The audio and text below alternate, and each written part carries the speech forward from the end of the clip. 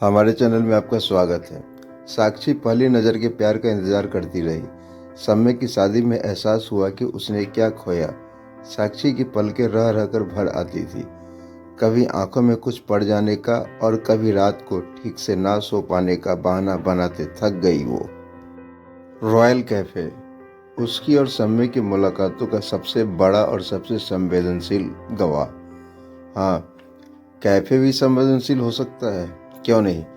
सबसे पहले सम्यक ने ही तो कहा था ये वाक्य, और वो हंसते हंसते लोटपोट हो गई थी। सब कहते थे कि वो और सम्यक इस कैफे में डेट के लिए आते हैं। कोई यकीन ही नहीं करता था कि वो यहाँ आकर सीरियसली पढ़ाई करते और पॉलिटिकल साइंस के साथ मौजूदा पॉलिटिकल समस्याओं पर भी जोरदार डिस्कशन करते हैं। आज एहसास हो रहा है कि लोगों ने उसे सच बताया था और खुद उसके मन ने उससे झूठ बोला था। खुद का मन खुद से झूठ बोल सकता है क्या? शायद हाँ, पर नहीं। शायद वही अपने मन की बात नहीं सुन पाई, ख्यालों की दुनिया से कभी निकल ही नहीं पाई। और अब पछताए होत क्या। सारे फ्रेंड्स सम्यक और सारा की शादी की हल्दी की रस्म में मज़े कर रहे हैं और वो एक बार फिर आंखों में आंसू आ गए।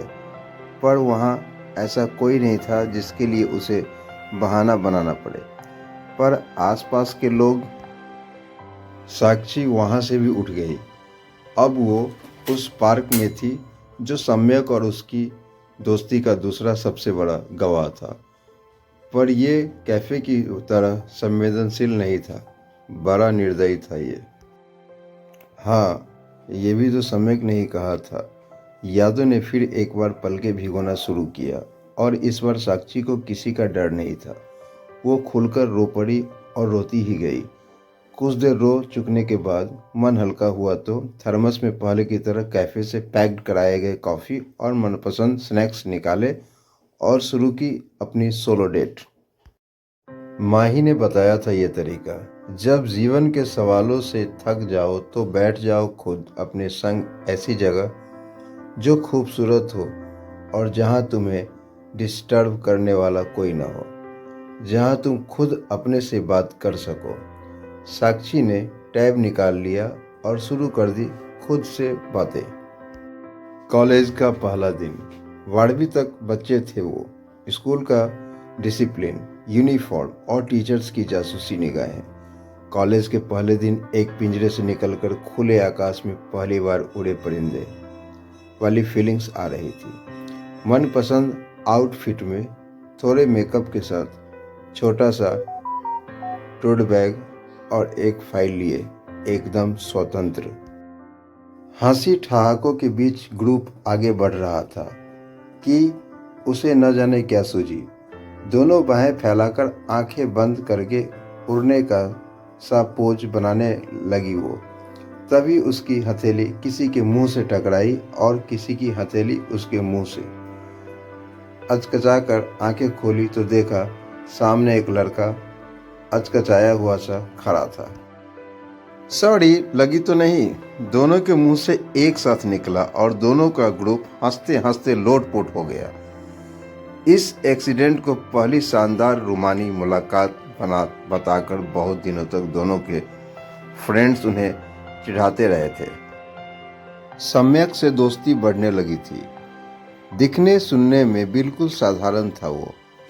कैंटीन में, कॉलेज के मैदानों में, बागीचों में, लाइब्रेरी में, हर जगह वो साथ होते।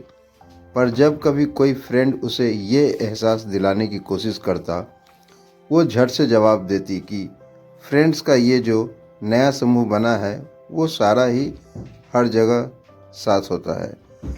पर अब ध्यान आता है कि वो और सम्यक हमेशा साथ होते थे। अगर किसी वजह से सम्यक जल्दी घर चला जाता तो उसका भी मन नहीं लगता था, और उसे जाना होता तो सम्यक तो साथ ही खड़ा हो जाता था। चलो तुम्हें घर छोड़ दूँ, आज मुझे भी कई काम है, वो कहता और माही और सुरेश मुस्कुरा देते। उसने ऐसी मुस्कानों पर भी ध्यान नहीं दिया। ऑनर्स तक आते आते ग्रुप छोटा होता गया और पीजी में तो ग्रुप 2 लोगों तक सिमटना ही था और किसी ने पॉलिटिकल साइंस ली ही नहीं थी। वैसे उसे सम्यक से 1000 शिकायतें थी।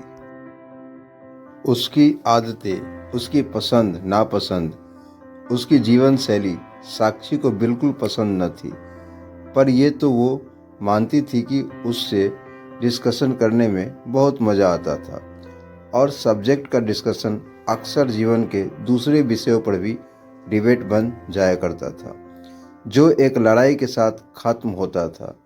पर दूसरे दिन भोले बच्चों की तरह वे अपनी लड़ाई भूल जाया करते थे। अपनी दीदी नव्या से बहुत ज़्यादा अटैच रहती थी वो, तो उनकी शादी में तो करियर का सब कुछ छोड़कर घर का सब कुछ संभालना ही था उसे। तब समय कितना काम आया था, सारे नोट्स, सारे लेक्चर्स की रिकॉर्डिंग्स, सब कुछ प्रोवाइड कराता रहता था। दीदी की शादी के हर फंक्शन में सम्यक ने उसके तैयार होने के बाद उसे इतना एकटक देखा था कि घर में भी सबको उसकी निगाहों में प्यार नजर आने लगा था। संगीत में गाना गाने को कहा गया तो गाना भी तो ऐसा चुना उसने कि रही सही कसर पूरी हो गई थी। पत्ता पत्ता बूटा बूटा हाल हमारा जाने है, जाने न जाने गुल ही न जाने, बाग तो सारा जाने है। पर वो जानती थी नहीं, तब तक ये समझती थी कि सारा संपर्क की गर्लफ्रेंड है, वो उसे प्यार करता है और इस बात से उसके दिल को कोई आपत्ति नहीं है।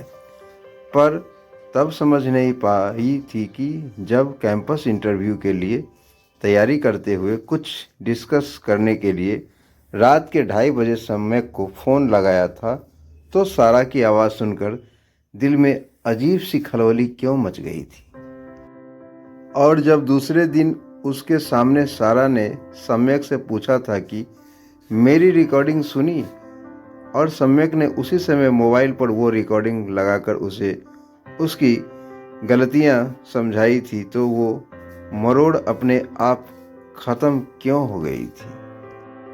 फिर वो दिन भी आया जब सम्यक ने खुलकर अपनी बात कह दी थी, बिल्कुल सीधे और सपाट ढंग से। मैं बहुत दिनों से एक बात सोच रहा था, अब सोच चुका हूं तो सोचता हूं तुमसे डिस्कस कर लूं। उसके एक वाक्य में इतनी बार सोच शब्द को इस्तेमाल करने पर खोलकर हंस पड़ी थी वो। इतना मत सोचो, सीधे से बोलो ना, उसने हंसने के बाद कहा था। सीधी बात ये कि मैं तुमसे प्यार करता हूँ। साक्षी थोड़ी देर सम्यक की आंखों में देखती रही। उसे जैसे कुछ समझ न आया। मैं सोचती थी कि तुम सारा से, इसलिए तो तुम्हें ये बताना ज़रूरी था। हम सेटल हो गए हैं, पर घर वालों ने जब शादी के लिए प्रेशर डालना शुरू किया, तब मैं सीरियसली इस टॉपिक पर सोचा। तब मुझे लगा कि भले ही मेरी पसंद नापसंद, मेरे विचार सारा से मिलते हो, पर प्यार मैं तुमसे करता हूँ।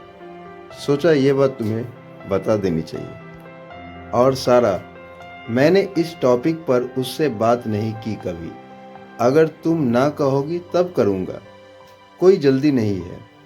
टेक योर टाइम, कहकर सम्यक उठकर चला गया और वो थोड़ा खिंच गई। एक तो उसे खुद अपने भाव का पता नहीं था। 1000 शिकायतें थी उसे सम्यक से, कुछ भी तो नहीं मिलता था उनमें।